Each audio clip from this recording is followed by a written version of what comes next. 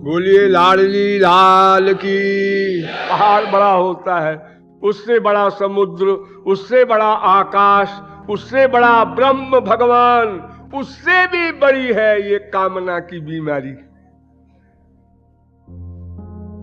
इसका कहीं अंत नहीं।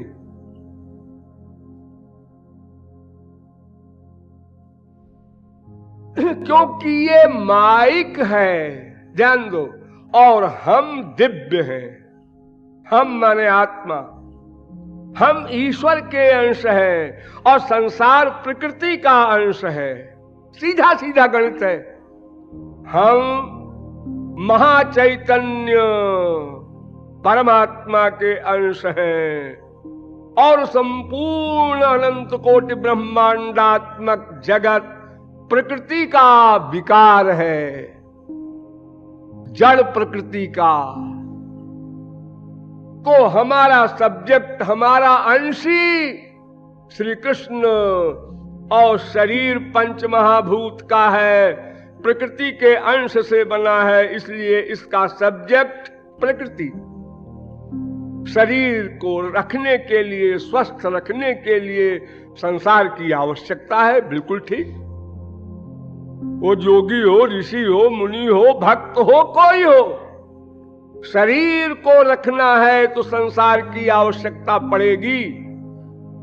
तो संसार शरीर के उपयोग के लिए भगवान ने बनाया और हमने उपयोग न समझ करके उपभोग करना प्रारंभ कर दिया।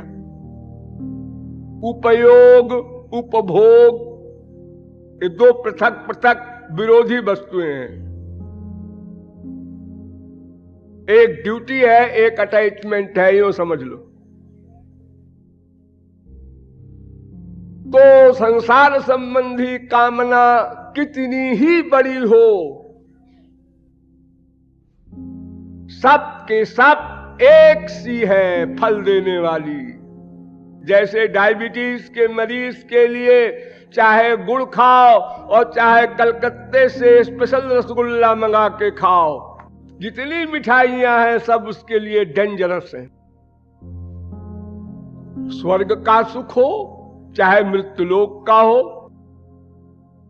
उसकी फीलिंग में कोई अंतर नहीं है। यहां आप लोगों को बताया होगा विद्यार्थियों ने कि जो सुख गाय को हरी घास में मिलता है, वही सुख बड़े से बड़े आदमी को बड़े से बड़े मिष्टान्न में मिलता है। सुख की फीलिंग में अंतर नहीं है, देखने में अंतर है। एक गरीब को आज साइकिल मिली पहली बार, बड़ा खुश है, साइकिल लेकर रिश्तेदारों के यहां जा रहा है वो गरीब आदमी, और बिना पूछे ही कह रहा है, ऐसा है कि मैंने सोचा कि एक साइकिल ले लूं। बड़ी महंगी है आजकल, 600 रुपए की मिली है। वो न पूछ रहा है न कुछ नहीं, खामखा बोले जा रहा, बड़ा विभोर है।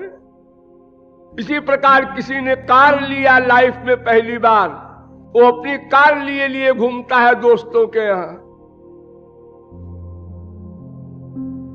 लेकिन सुख सबका बराबर है, सुख में अंतर नहीं है। 4 दिन बाद वो साइकिल भी खराब लगने लगी, वो कार भी भार हो गई, अब बोरियत प्रारंभ हो गई।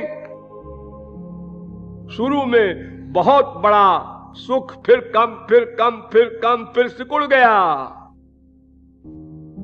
जैसे नहरें होती हैं हमारे देश में, पहले नहर बड़ी चौड़ी होती है, फिर वो सिकुड़ते सिकुड़ते सिकुड़ते एक नाली बन जाती है। ऐसे ही तो कामनाओं का स्वरूप भक्ति का विरोधी स्वरूप है। हमें उससे सावधान रहना है। देखिए, नरसिंह भगवान का अवतार हुआ, तो कोई भी भगवान का अवतार होता है तो वो भक्त से कहते हैं, बरम ब्रूहि, बर मांगो बेटा। भगवान कल्प वृक्ष है, उनसे तो जो कुछ मांगो मिलेगा, जो मांगो। तमोगुणी सामान मांगो, रजोगुणी मांगो, सत्वगुणी मांगो, दिव्य वस्तु मांगो, जो मांगो। जबरदस्ती भगवान कुछ नहीं देना चाहते, आप जो मांगो वो मिलेगा। अब किसी की पसंद कुछ है, किसी की कुछ है, तो प्रहलाद से भी कहा नृसिंह भगवान ने कि बेटा वर मांगो।